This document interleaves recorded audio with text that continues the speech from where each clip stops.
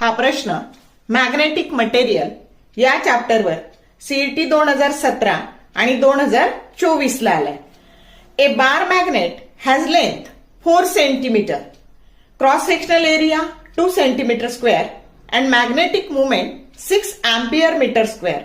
The intensity of magnetization of bar magnet is option A 9 into 10 raised to 5 ampere per meter, option B 7.5 into 10 raised to 5 ampere per meter, option C 4.5 into 10 raised to 5 ampere per meter, and D 3 into 10 raised to 5 ampere per meter.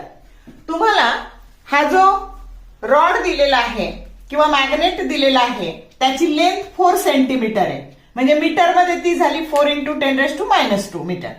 Cross sectional area जो आहे 2 centimetre square means 2 into 10 raised to -4 metre square, आणि त्याची magnetic movement दिलेली आहे 6 ampere into metre square. Intensity of magnetization तुम्हाला विचारलंय, मग मॅग्नेटायझेशनचा फॉर्म्युला असतो net magnetic dipole movement per unit volume. म्हणजेच व्हॉल्यूम कसा काढणार तर एरिया इंटू लेंथ.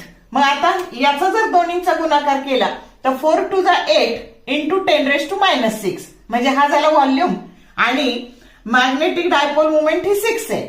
मग आता 2 3 जा 6 आणि 2 4 जा 8, म्हणजे 3/4 दॅट इज नथिंग बट 0.75.